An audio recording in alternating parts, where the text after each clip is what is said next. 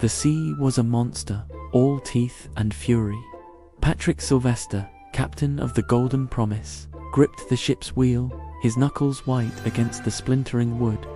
Waves, tall as mountains, crashed over the deck, sweeping away barrels, ropes, and the desperate cries of his crew.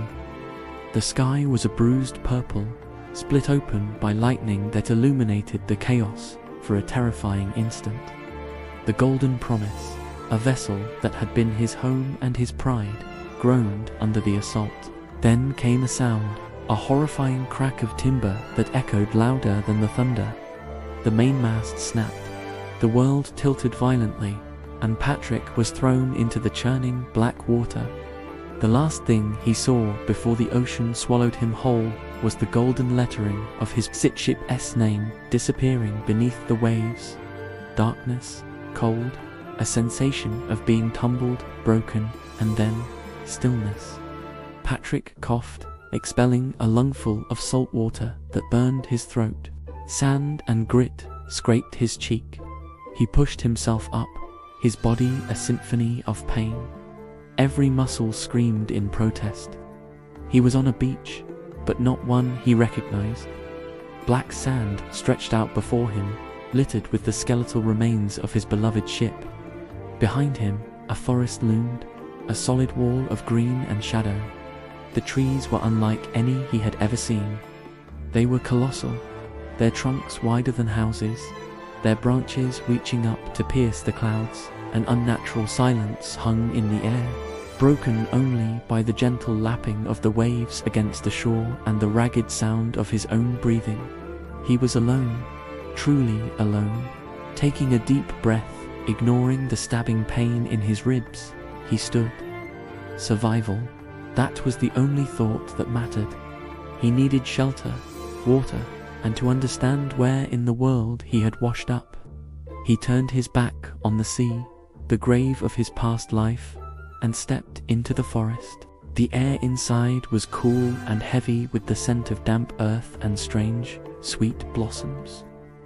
Sunlight struggled to pierce the dense canopy, dappling the forest floor in shifting patterns of light and deep shadow.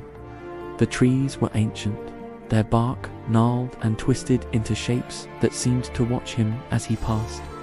Moss, thick as a winter cloak, hung from every branch, glowing with a soft, internal light.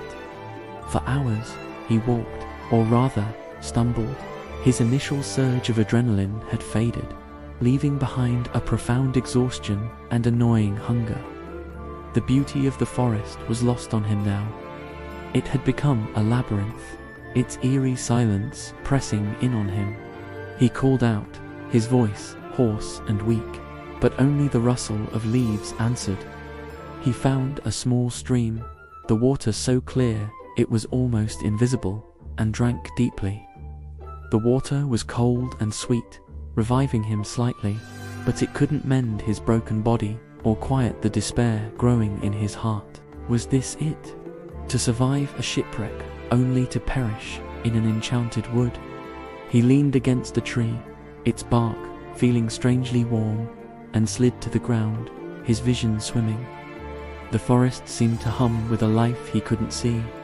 He felt eyes on him, a sensation that was not threatening, but curious. Or was it just his mind playing tricks on him? He pushed himself back to his feet. He had to keep moving. He couldn't give up, not yet. He followed the stream, hoping it might lead somewhere, anywhere. The landscape grew even more fantastical.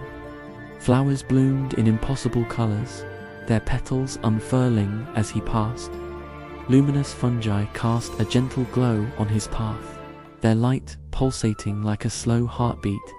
The world felt alive, breathing around him, and he was a foreign body, an intruder in this sacred place. Days blurred into a haze of walking, resting, and drinking from crystal clear springs.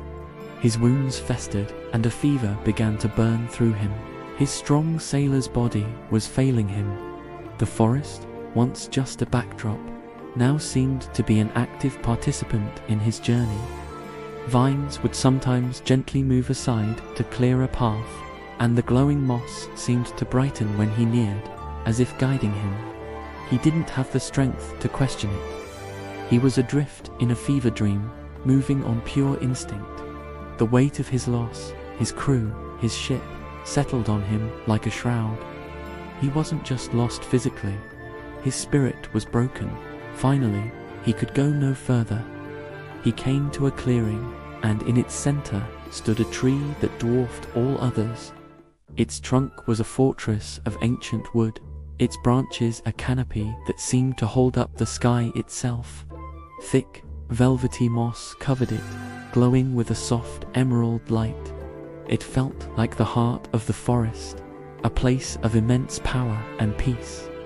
With the last of his strength, Patrick staggered towards it.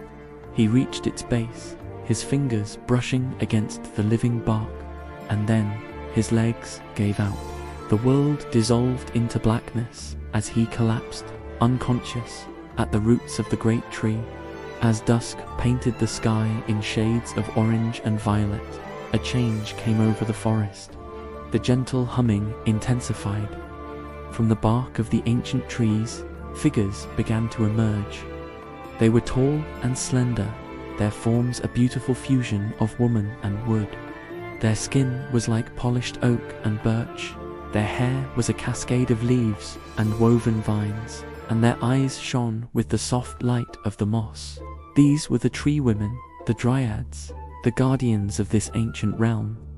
They moved with a silent grace, their leafy feet making no sound on the forest floor.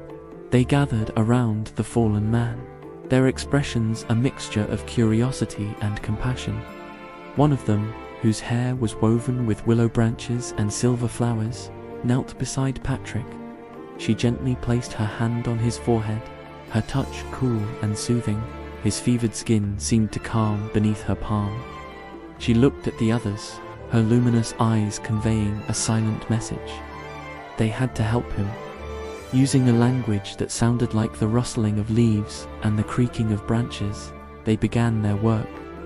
They gathered herbs that glowed in the twilight, crushed them with smooth river stones, and mixed them with morning dew collected in broad leaves. They chanted in low melodic tones, their voices weaving a spell of healing, a magic as old as the forest itself. The eldest dryad laid a poultice on his deepest wounds, and the skin began to knit together, the angry red fading to a healthy pink. Others dripped a clear, glowing liquid from a flower's petal onto his lips. The magic flowed into him, mending broken bones, chasing away the fever, and soothing his exhausted mind. They worked through the night, a silent, efficient team of natural healers, their forms illuminated by the moon and the ever-present glow of the forest. They moved him from the base of the great tree to a soft bed of moss in a secluded grove, protected by a circle of silver birches. Patrick's first sensation upon waking was peace. The constant, grinding pain was gone, replaced by a dull ache that felt distant and unimportant. He opened his eyes. He was no longer in the dark, menacing forest of his fever dream. He lay in a sun-dappled grove, surrounded by beings of breathtaking beauty. The tree women stood around him, their leafy hair stirring in a gentle breeze, their gazes kind. The one with willow branch hair smiled, a gesture that seemed to make the very flowers around them bloom a little brighter. He was weak, but he was alive. He was healed. He tried to speak, to thank them, but only a croak emerged. The dryad simply placed a finger to her lips, a silent command to rest. He had been saved from the sea, and now saved by the forest. A new chapter of his life, one he could never have imagined, was just beginning in the mystical lands of the elves. Thank you for watching, and if you enjoyed this story, don't forget to like and subscribe for more adventures.